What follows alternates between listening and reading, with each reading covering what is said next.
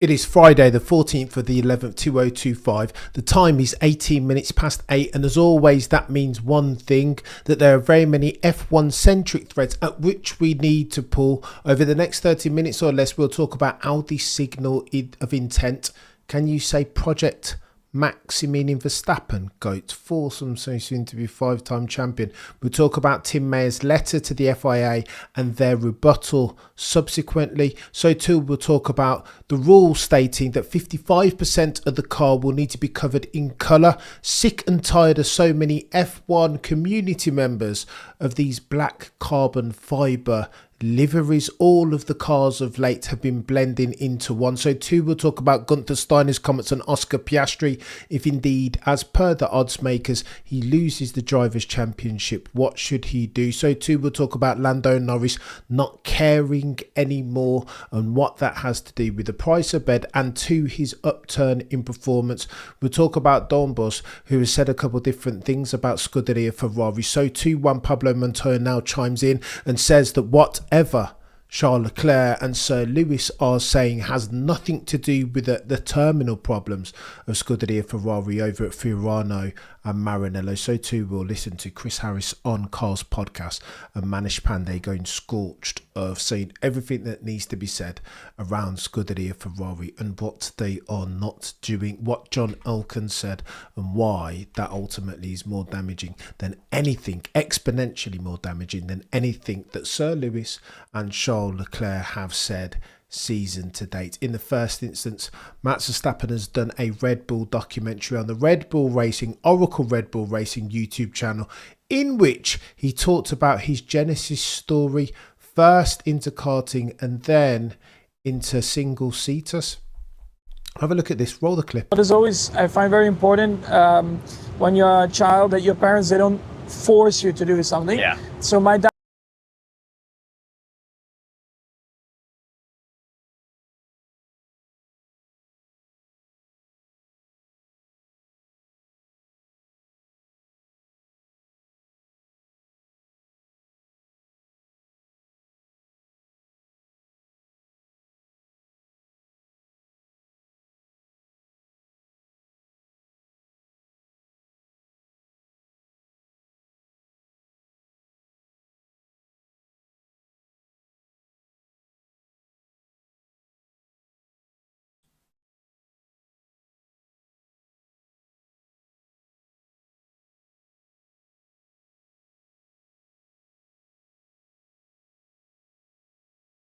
Not a bad story from Sir Maximilian Verstappen. But what jumps off the page at me is that Max Verstappen was in a go-kart at the ripe old age of 4 years old. Has there, therefore, ever been an F1 driver more whose experience, both nature and nurture, better lend itself to F1 greatness?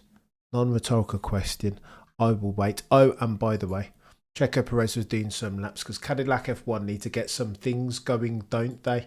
Here's what he did earlier on in the week. 190 laps, 903 kilometres he got in that Cadillac F1 SF23 Scuderia Ferrari car. This continues that he did a 117.270, a 118.820 in Imola. Here's why this is techie. Because all the other F1 teams will be looking at Cadillac F1 like, hang on, how comes you get special dispensation? How comes you get to run yourself a TPC in season? And there is reason, rhyme and reason, rationale, good rationale behind that. Of course, Cadillac F1 will not have any experience. And what F1 doesn't want, because the optics are so bad, is for them to fail. Ergo, give them some time to play their self into the crit. They don't even have a car right now. You know that they got okayed because of this big engine manufacturer thing, the association with GM. They will not be building an engine anywhere between now and 2028. They will build an engine and operate it for 2 years before F1's engine rules and regs change yet again. It's techie over there for the 11th team. Now, of course, there is durable competitive advantage in growth markets and growing them then, as far as F1 are concerned, by having another North American entrant. Of course, Haas are stationed in the United States of America. But are they really an American team proper? Some say not. Cadillac F1 then, from a Formula One, from a commercial rights holder perspective, it's important that they don't end up as the next Marussia or HRT or Jaguar or Toyota. This is hard, this F1 game. Intellectual property and commercial resource are key. So too, you got to get and keep good people right if indeed you are to have success and attain any sort of durable competitive advantage. Oh, and by the way, Toto Wolff has been out on the career ladder. Don't know what I'm talking about. Well, let me roll the clip and show you. Let's go. How are you? I'm Max. Good to meet you. I know your job though. Can you just tell the people what your current job is? Trying to run a Formula One team. Which is? Mercedes. Can I guess your first job? You can guess, but you're never going to find out. Is it that difficult? It is very different. I will guess your first job in 2 minutes. If I fail, you walk away and you never tell me what you do. Toto, welcome to the... He's building his brand, isn't he, this Toto, the boy who cried wolf fella, selling off bits and bobs of his 33% stake hold in Mercedes F1 AMG. Here's where it gets a bit techie for Toto, the boy who cried wolf. I think that there is life yet for him outside of his roles and responsibilities with Mercedes. You know already that word on the F1 curve suggests that Toto harbours aspirations to become part of the commercial rights holder as, I don't know, the next Stefano Domenicali say. And I think we have this conversation. Look at this clip under that aegis. Toto's now trying to do a bit of a Christian Horner and build brand wolf. I don't hate it necessarily. Now that Lewis isn't over there and now that it feels like they're making progress at the F1 team, if again you nail your obligations in and around Formula One, then you can go and do whatever you want. Mention no names, Lando Norris on British Vogue. Let me show you this. Oh, and by the way, Audi signal of intent, right? They've been talking some things. Here's what Jonathan Wheatley said, and I think this is interesting. This, of course, on the back of the Livery launch yesterday. Jonathan Wheatley said, listen, we're looking to go places here. This isn't a fly-by-night project. We don't want to be HRT or Marussia or even Cadillac F1. We want to go places. We're here for the long term. A long time, therefore, is what we're here for, not a good time. And to that point, Jonathan Wheatley says, yes, I want Max Verstappen in our car. Take it easy, chap. How do you want to be so ambitious so soon? When do you intend on getting Max Verstappen signed? Build yourself a car first, Jonathan Wheatley. But then again, there is something to be said for their not insubstantial ambition, even if they're not.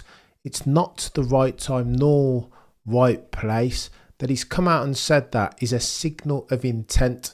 Those who attended the Audi Livery launch spoke of it highly, that it was all about Audi's heritage. Lest we forget, they were dominant at Le Mans in the 90s, that they have that heritage. It's rally group B settings. They were gangster back in the day, Audi Quattro. If they can parlay that success into Formula One, the upper echelons of motorsport globally, then Houston, for the rest, we have a problem. Oh, and by the way, it's all chaos at FIA. What would you expect different at this stage? Lest we forget, Tim Mayer, again, the only other bod who ever stood a chance of running against Mohammed bin Sulayem in the elections to be FIA president this December, wrote a letter expressing his discontent at the way in which FIA are operating. He said this, quote, with increasing scrutiny of stakeholders and investors, the governance standards of the FIA now represent a material business risk to these manufacturers. OEMs are violating their own stated governance requirements by partnering with an organisation lacking in corporate safeguards.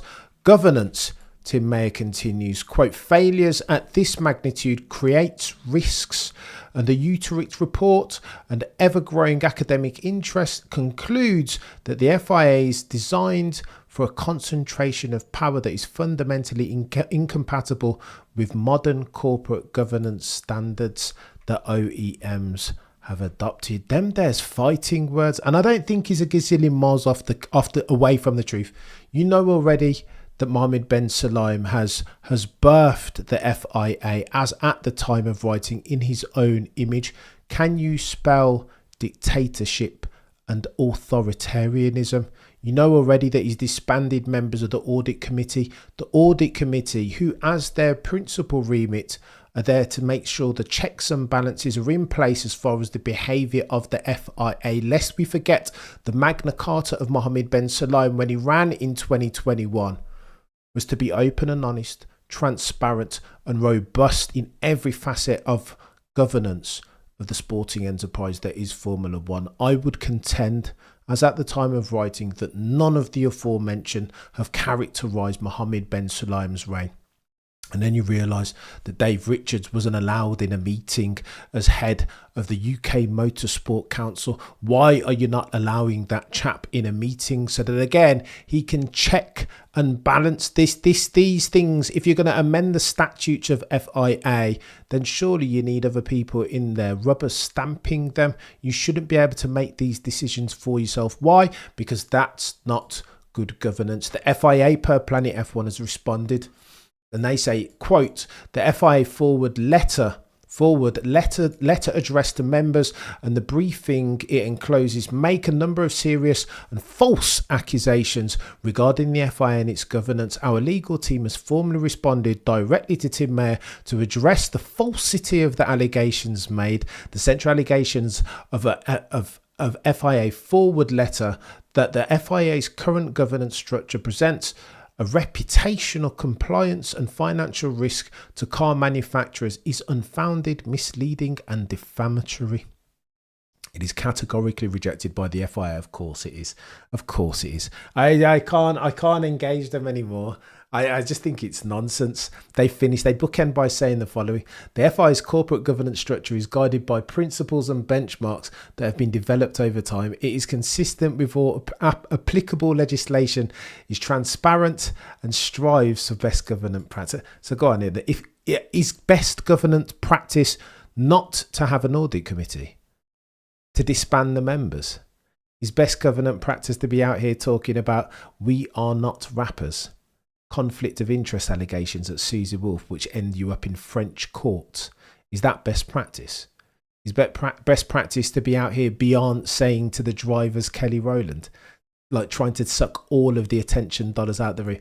I would argue that that's none of those are best practice. Is best practice to be jet setting around the world on your private jet and expensing it all the while to the FIA, which is meant to be sustainable as far as the way in which it is run? Is that best practice? Is that transparency? Is that sustainability? Again, I would argue not, but I digress. What do I know?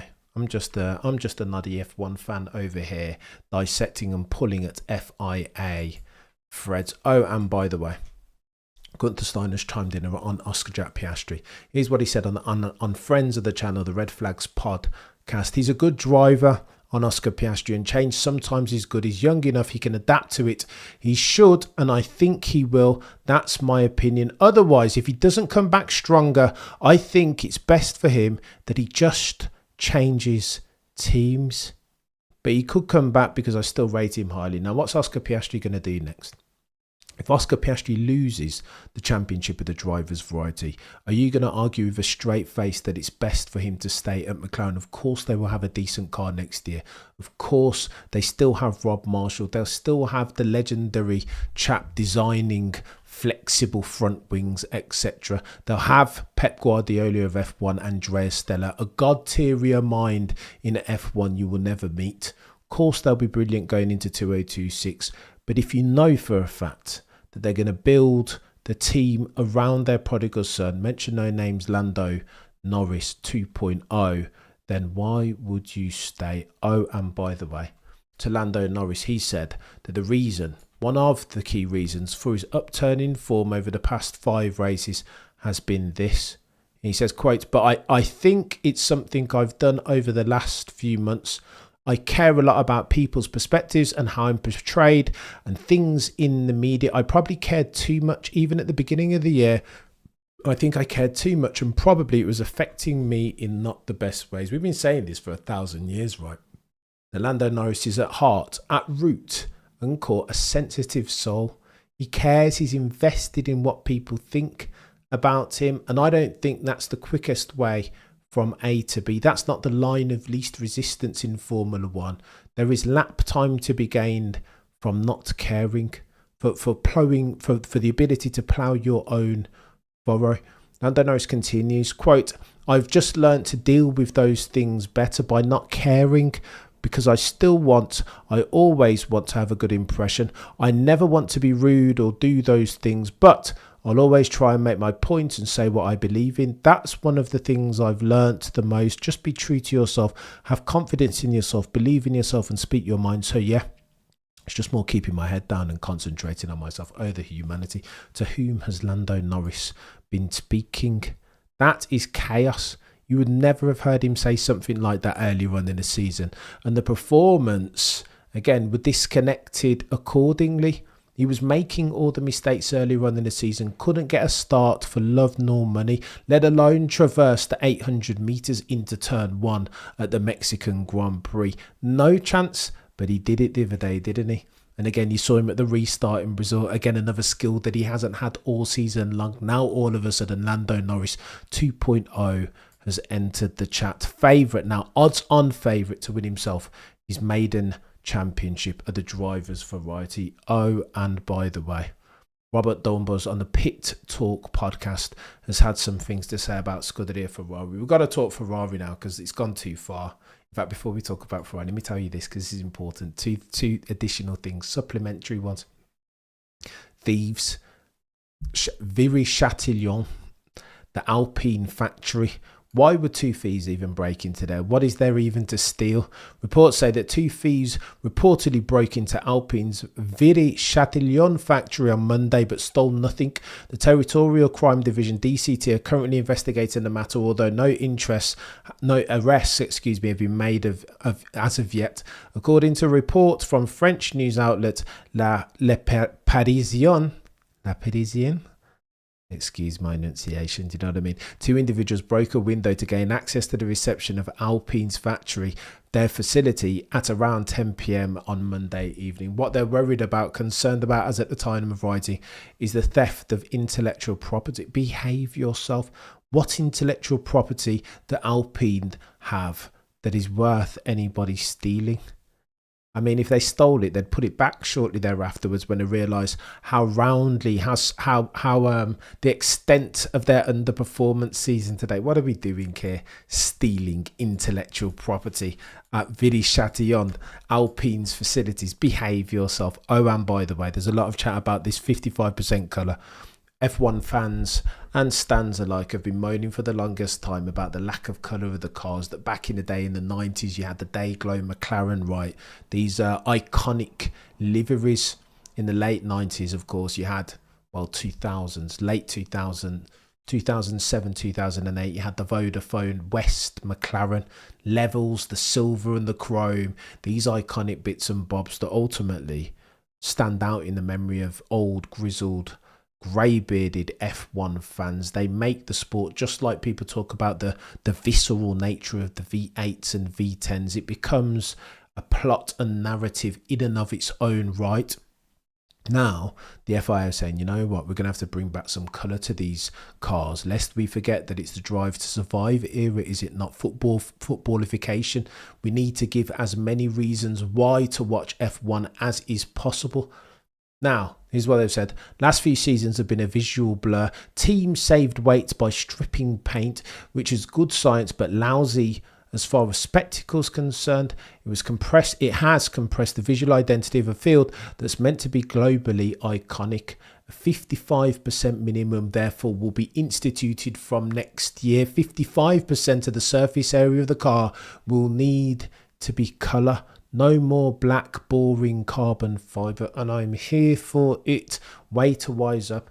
We've been expecting you, FIA, commercial rights holder, for the longest time. Do you know what I mean? Common sense, apparently, is not so uncommon anymore in F1. Oh, and by the way, 2 stops. How do you fancy that? 2 mandatory ones, because it seems that Pirelli at the moment are incapable of building themselves a tyre that falls off sufficient to mandate 2 stops. So at Monaco this year, to varying reviews, they decided that they were going to do 2 mandatory stops, didn't they? I don't think it worked at Monaco.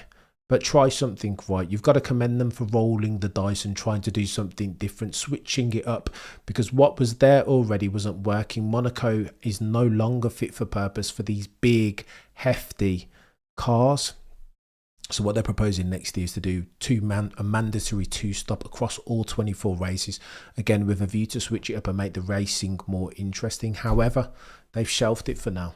Teams aren't keen. It doesn't seem like it's fit for purpose as a measure to rectify the lack of racing that we get. And I concur. I think are there mandatory two pit stops? I'm not sure. I don't love it.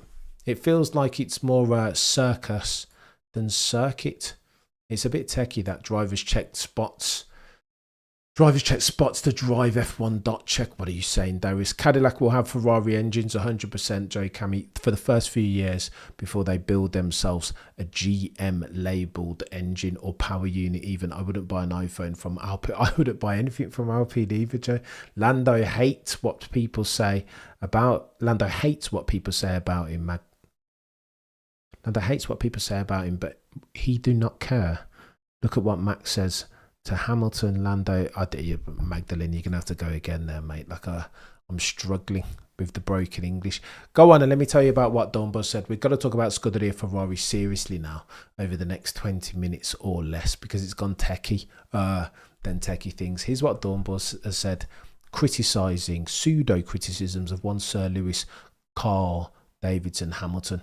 On the Pit Talk podcast, Robert Doornbos, former F1 peddler, said the following: Ferrari are happy to transfer 2.5 million to Lewis Hamilton every weekend, but he doesn't deliver anything for it. It indicates that there are serious irritations at Ferrari. They're happy to transfer that money. He doesn't do anything. That's painful for him, but also painful for Ferrari fans. Opportunity cost settings, especially when you see Ollie Behrman now coming to the fore and looking like he's ready to go, ready for the promotion to the big seat at the red tee with the yellow badge and the black prancing Corsa top.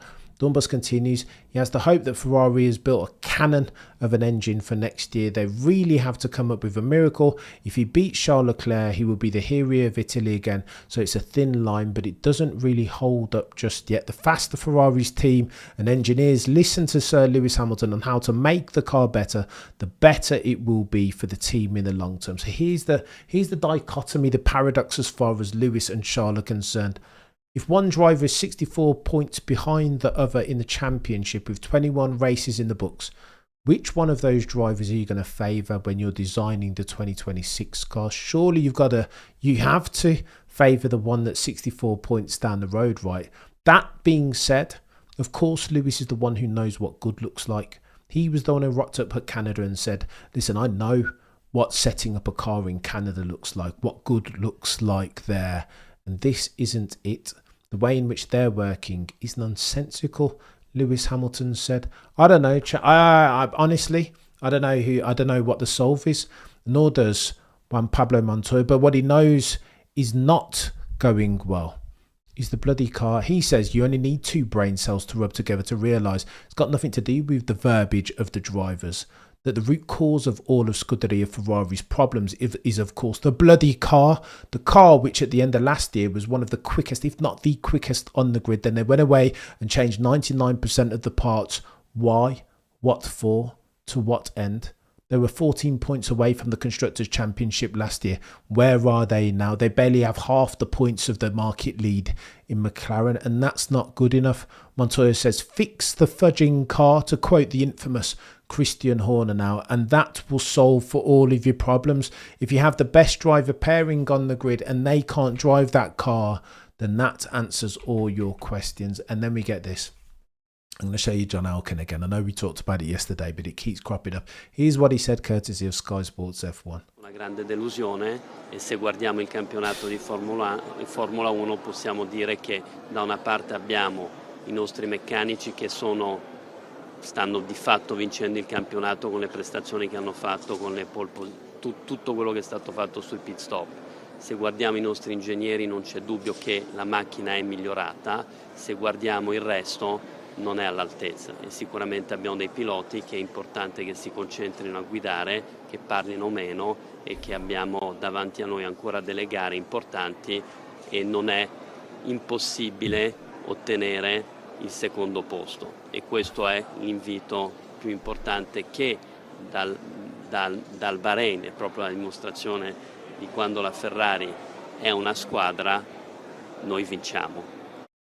So what's important here is the context that nobody's been speaking to, that this was at a WC celebration event. They'd just gone to Bahrain and won it again at the altar of unity as far as their team and harmony. John Elkann, the point that he's trying to make is that Ferrari can do well if unity is front and centre, if that's prioritised and everybody is pulling and pushing in the same direction. Over at Scuderia Ferrari, Fiorano and Maranello, people are pulling and pushing in different directions as if it were McNulty in the wire. It's techier than techie things now. And Manish Pandey, executive producer of the Senna documentary, and more recently Seeing Red, hanging around and interviewing Luca Montezemolo, a legend of Ferrari in his own right, had this to say, and it gets techier than techie things. Strap in, the language is bad, and for that I make an apology. Hold a clip.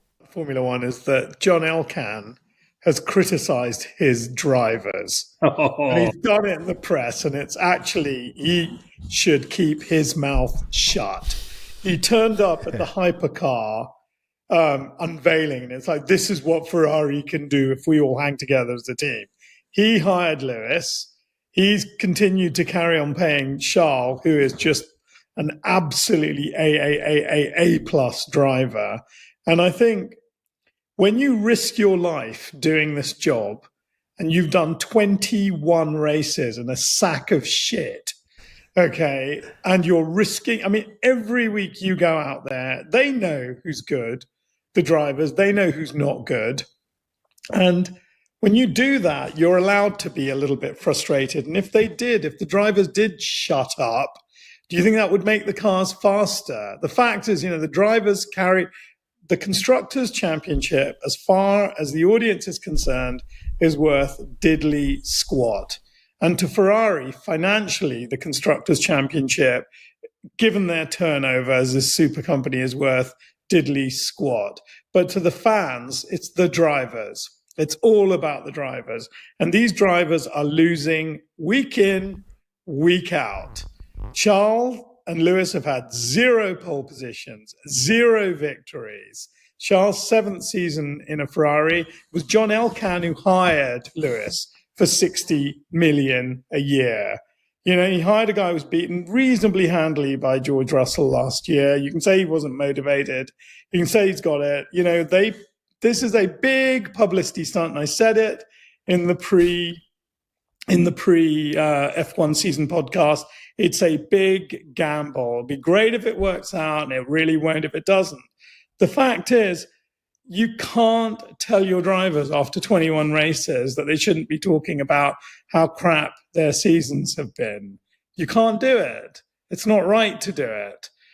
Drivers, you can't have character and no character at the same time. I take the piss out of Nigel Mansell weekly, but he had more character in his little finger than 20 of the last, 30 new drivers. He was full of character. He took chances. He had accidents. And so I'm officially actually really pissed off about that. Reading that really pissed me off. You're standing by some endurance car. No one gives a flying fuck or spends any money on that formula, right? You've got the premier formula in the world, Formula One. It's what everyone watches. It is your badge. And you cannot turn around to 2 of the best drivers in Formula One, one of whom's arguably one of the best drivers of all time, and say, he is. Yeah, so don't talk, you should do less talking and more Really?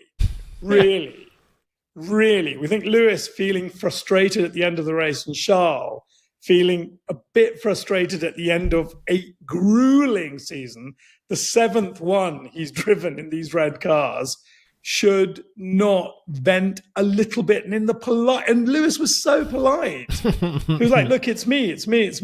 I'll get myself motivated. I will get on there. I mean, 2 of those people know something about cars and motor racing. One of them knows nothing about it. And that's all I'm going to say about Formula One. I'm so angry to have read that. Oh, why don't you say how you really feel, Manish? But he makes some bloody good points. Chariots of Fire setting. Charles and Lewis are in that car every single race weekend, risking their lives. Of course they're going to moan about the car. Do you know what I mean? And I would concur with Manish Pandey, executive producer of the Senna doc, that Lewis Hamilton's season to date has been awfully polite. It's me. It's me in the car. It's my performance. I can't qualify anymore. Almost self-critical, deprecating even, to a fault. I think Manish Pandey's onto something here, chat. I think he makes the point. John Elkann, listen, if you want to help that team, if you really, really want that team to win, then you will do anything to help it. All of your behaviours should be conducive, therefore, to line of least resistance. And I don't think they are. I think John Elkann, in saying that, is attention seeking. I think he's doing what loads of leaders at Ferrari who have come and failed at Ferrari, trying to get them back to the mountaintop of victory, kicking and screaming, have done in the past, which is, of course, to be overly harsh, counterproductively. So, not everybody does well from critique. Some drivers will criticise them, talk badly about them in the press, and that will motivate them. Do you know what I mean? That will motivate them to the ultimate end of improving their performance. But some drivers, mention no names, Charles and Lewis, have been dealing with this ad infinitum, ad nauseum now. Charles Leclerc, 7 years deep. What, you think he wants to hear this nonsense about stop talking? What do you mean stop talking? Charles barely said anything yet. What are you talking about, John Elkann? I cannot with this dude. I think that might be the final nail in the coffin. Like, why would you, Jomo, you're a legend, why would you even stay and endure that type of nonsense? Especially per Manish Pandey. If you recall, John Elkann was the one picking up the phone, begging Lewis to come. Oh, we'll give you anything that you need, mate. $70 million US. Copy. What, do you want to live in Enzo Ferrari's old house? Copy. You've got it, chap. Anything that you need. Red wine, brand new pack, everything, we will give it to you. You will have the keys to the Scuderia Ferrari City. They said Manish Pandey as well alludes to the fact that this marketing exercise was always going to struggle. It was always going to be techie because they don't have the requisite infrastructure in place nor people to win themselves races and therefore championships. So too, every engineer that goes in through those doors over at Fiorano talks ad nauseum about the suffocating working culture, that everybody's far too scared to make a mistake, that the stop loss as far as performance and innovation therefore is far too tight, always has been. And that's a problem in F1, where there is lap time to be gained from innovation, from doing something different, from a cheeky double diffuser idea. Don't believe me? Every time you hear Riccardo Adami and Brian Bosey come over the radio and talk to their charges in Sir Lewis and Charles Leclerc, modern day journalists, respectively, you can hear the fear in their voice. We are checking. I've never heard GP once say that to Max Verstappen ever in his life, because he's emboldened to make mistakes. Sometimes they will happen in Formula One, but the guys and girls over at Ferrari are so scared to make them that it stifles therefore their innovation, and I don't think that's a good look. They need to amend for their personnel. Frederick Vasseur, for Pete's sake, doesn't even speak Italian. The legend that is James Allen, in our latest conversation on the F1 Hour, said this of Frederick Vasseur: that long gone are the days of Ross Brawn and Jean Todt and Rory Byrne, but the gift of Jean Todt, the one thing that he had to nail, was to circle the wagons away from his racing team, around his racing team, from all the political nonsense and back and forth, so they can concentrate only on winning races. I would contend that Frederick Vasseur had one job therefore to do if past his prologue. That would be to do as Jean Todt did and circle the wagons around his racing team so that they could, like the 2000-2004 Scuderia Ferrari team, focus exclusively on winning races and therefore championships. Frederick Vasseur's failed to do that now, by dint of John Elkann cursing and criticising the two drivers who were getting paid a king's ransom. This doesn't make sense. They've got a lot to fix here, but Frederick Vasseur potentially would be the first one to be on the receiving end of some changes, some paradigm shift setting changes. It's going to get techier than techie things, chat. But put Prime, Lewis and George together. I mean, if you had a bloody time machine, Easy G, then that wouldn't be bad. Prime Lewis, 2008, 2009, 2010 Lewis, that would be perfect. But again, don't think that dude, if 2025 Lewis is talking about Ferrari's performance or lack thereof, what do you think 2008 Lewis would say? If you've got a quick driver, I mean, can you imagine Max in that Ferrari team? Oh, the humanity. Destroy all of them. All of them. He just wouldn't stay there. He wouldn't stand for it. Elkann can't get kicked out. The whole board is basically family. 100%. Elkann won't be leaving anytime soon unless he resigns. It's not Elkann. It's the team underneath him. And I suppose the culture. But again, sometimes some people say that a fish stinks from the head down, right? Maybe currently Russell is faster in qualifying race pace. Absolutely not. Than who? Lewis? Yeah, maybe not, but I'm talking about all-time prime Lewis, yeah. F1 is just a pastime for them. I don't think it is, though, Joe. They stated their goals and strategic objectives at the outset, that they realised that there was marketing upside from Lewis and they would send the share price bonkers on the day when they announced it in conjunction with some very promising quarterly forecasts. But they always said, didn't they, John Elkann included, that they understood that the best way to market a firm was at the altar of victories. That's how it happens, right? 2000 to 2004, everybody wanted to be in a Ferrari road car because Michael Schumacher was proving them to be the dominant force in the automotive industry. They all gave Red Bull a hard time for favouring a driver, but Red Bull never lied to its drivers, unlike McLaren. Oh my gosh, are we getting into that, Daru? I can't even do the partisanship, favouritism, menswear, actors. I can't do it. Jos would be scorched. Imagine Jos Verstappen would be full scorched earth settings. If only Dino didn't die, then we would have a true Ferrari at the helm. Elkann out. Don't hate it, Hendrick. It's going to get techier than techie things over the next couple of weeks. When those guys step in that car at Las Vegas, they may as well just run the car low now. Forget it. Listen to what Alonso said. Just run the car low and get disqualified, because anything would be better than what's going on over there at the moment. They are nowhere. The car is difficult to drive. And that, for Scuderia Ferrari, Enzo Ferrari's team, the Tifosi, Italy's team, is not good enough. What are we doing?